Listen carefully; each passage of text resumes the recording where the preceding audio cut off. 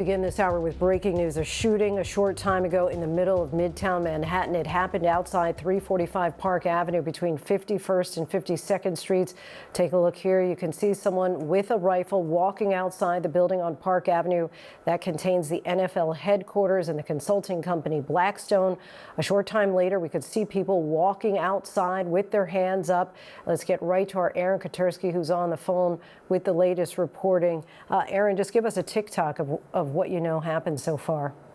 We believe that this man, who's armed with a long gun, Linsey, shot an off-duty NYPD officer who was working a security detail at 345 Park Avenue. We believe for the Blackstone Group. The building also, as you say, contains the headquarters of the NFL.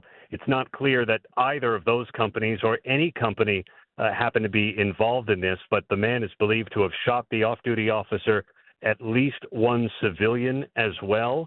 Their conditions unknown, and then fled inside the building. There was a floor-by-floor search as police pursued the suspect. People who worked for various companies in the building were told to shelter in place, and the upper floors remain locked down tonight, Linsey.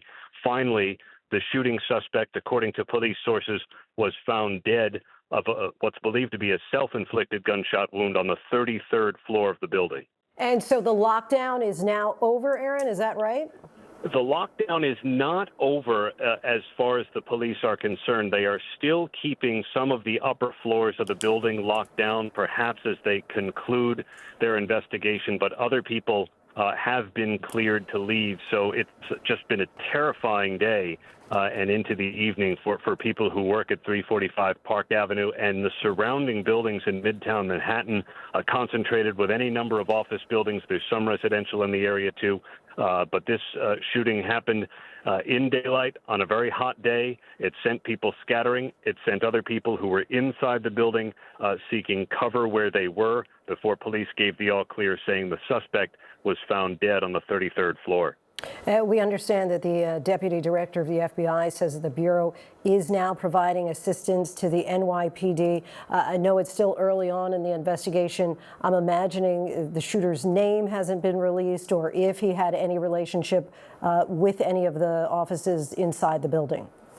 By now, you can bet that the authorities are working on those very questions, Linsey, because they're going to want to know who this person was, where the long gun came from. It is there are very strict rules about guns in New York City, and so how that weapon was obtained is going to be a question, and then whether there's any connection to an individual or to a business that's located inside 345 Park Avenue. It does contain, as we've said, some high-profile companies, but whether that was a connection has still not been determined at this early stage, Linsey. And I understand that there was a security guard who was involved in some way. Do we have a sense of the number of victims? Not.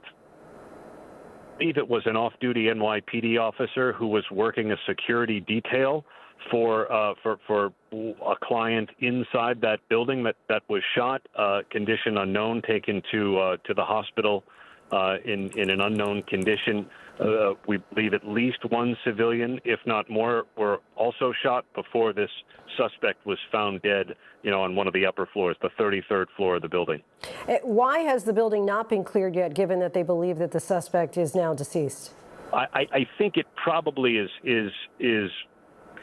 clear. The NYPD believes this is now over and contained. They may have some investigative steps to do as they finish. And always, Linsey, out of an abundance of caution, there's always an assumption that there may be, an additional threat, even if there's no evidence of that. So the police want to make sure. But we believe a couple of the upper floors may still be locked down, even as some of the other floors on the building are now released.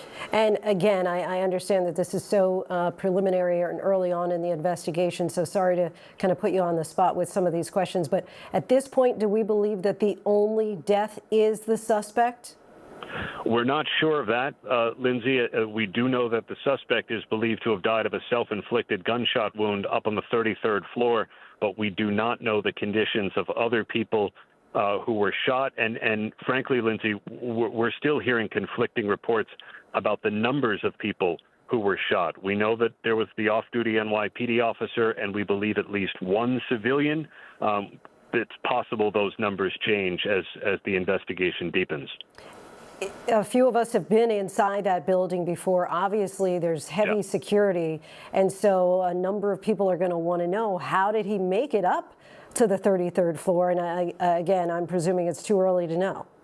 Yeah, I think it is, Lindsay, and if he was carrying what looks to be a long gun in the image that we obtained, did he shoot his way inside? Did he merely threaten? Were there people cowering? All of those things, I think, were going to be, answered in the coming hours. Okay, Aaron Katersky, thank you so much, as always, for your time and insight. Really appreciate it.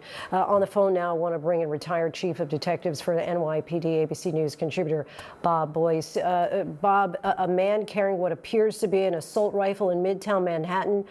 Imagine it's one of your worst nightmares. How did the NYPD appear to respond tonight? As we always do. Now, we don't get many active shooters. This is unusual. And it's more unusual than that in a building like that with so many corporate entities, with all kinds of private security nearby. So this is a really unusual situation. The officer who was shot, from what I understand, was working paid detail, which is working usually in uniform, allowed by the NYPD, but he's off duty. So at that point, he's working for one of those companies in there, and we have to figure out what that was all about. What did the officer do to confront him when he saw this individual coming with an assault rifle, with, from what I understand, an extended magazine on it as well? And apparently this is what happened, and then another shooting took place. So the situation is contained now, and now we work back to find out exactly why he was doing it, motive. They had to clear the building, and that's important to understand, too. It's a crime scene, so people have to be pulled from there. And you really don't know, Lindsay, who's who in this thing when you get there, when you're first on the scene. So you have to do it really tactfully, as best as you can. All prayers for the officer and the wounded victims right now. I don't have to tell you what an assault rifle can do. And what's interesting is, we were just looking at that image that's on the screen, is that he didn't have a concealed weapon. I mean, it was out in the open, and so you'd have to wonder, as I was just discussing with Aaron Katersky, how he was able to get back into the building, or get into the building initially with that gun, and then make it up to the 33rd floor. That's correct, and we'll determine that through videos and all kinds of things. Exactly, did he brandish the gun as soon as he walked in? It looked like he had it open at the time, and you have to wonder exactly who he pointed out to get to where he got in the upper floors. So that'll all come back in the investigation. Right now, we're working backwards to find out exactly. We'll also trace his steps before he got into the building to see where he came from. Did he come out of a subway? When did he show that weapon? Because that's in the streets of Manhattan. I don't have to tell you, it's very unusual. And so many private sector security agencies are there. It's really, really surprising he got that far armed with that gun. Again, and no one else got shot on the way up there. So these things are all a bit of a surprise. In the coming hours, we'll find out more and more once we identify the individual. In an event like this, the goal of police is, of course, to neutralize the shooter. But short of that, what else are officers doing to try to minimize any loss of life? Right now, you have to check every room in the building and make sure everybody's okay. There's no one had any medical emergency. People have heart attacks when this happens. It really scares you quite often. So you have to deal that as the equation too. Hospitals are nearby. That's not an issue. We have a lot of hospitals in New York. But right now, with the critical injuries that the officer and at least two victims incurred, have to be dealt with right now. We know there was an order to shelter in place for those inside the building. What's the purpose of such an order? How long do you think that that's going to remain in place? So that is common protocol in all active shooters. And like I said before, each building will have to be searched and let go and walked out.